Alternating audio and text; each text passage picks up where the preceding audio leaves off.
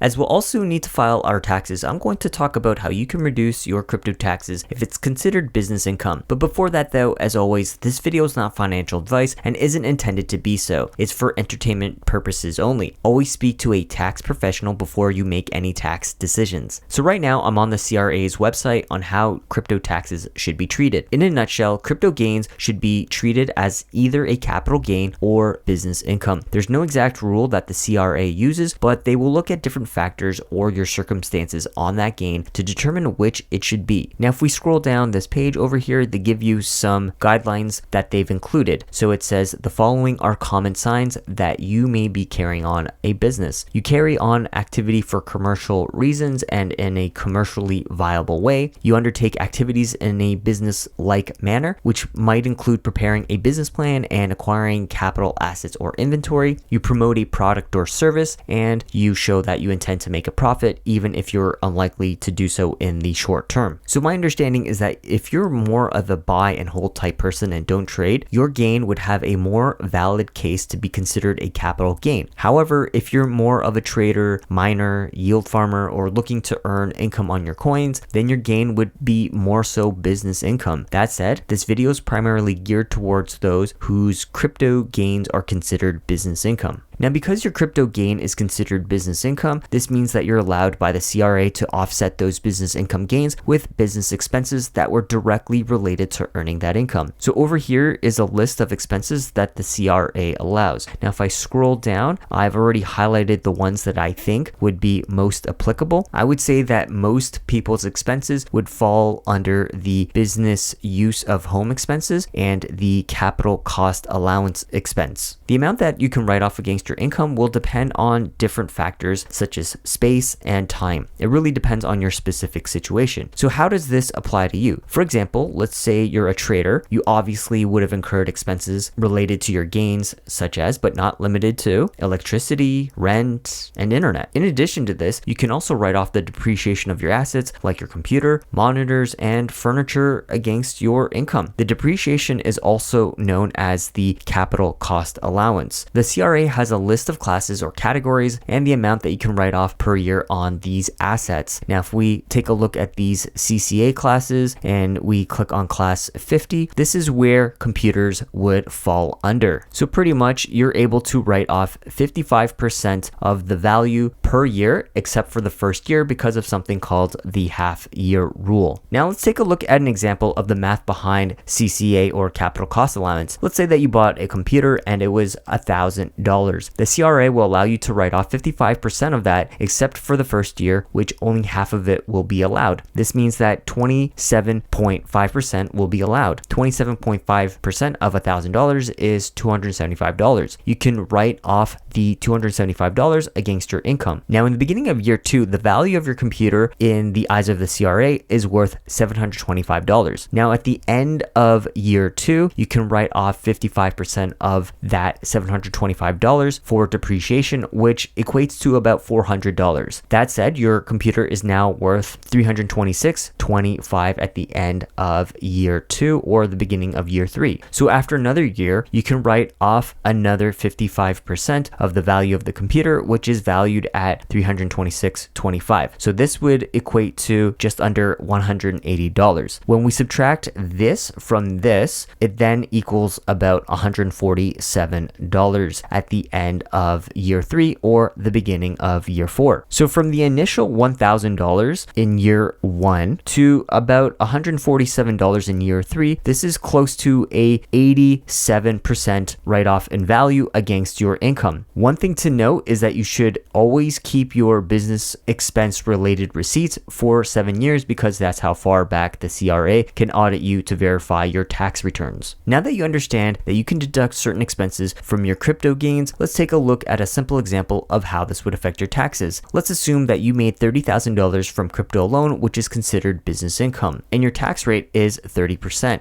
Now, 30% of $30,000 means that you will have to pay $9,000 in taxes. Now, let's just say we have the deductions. So again, using the same numbers as before, you have $30,000 of income, and this time you include your allowable deductions of $3,000, and so that will turn your taxable taxable income into $27,000. Again, with the same sort of tax rate of 30%, that would then equal $8,100. Now the difference would be about $900. As you can see, it would be $9,000 minus the $8,100. So you just saved yourself an extra $900 by including these allowable deductions in your income. Hope you learned something, and thanks for watching.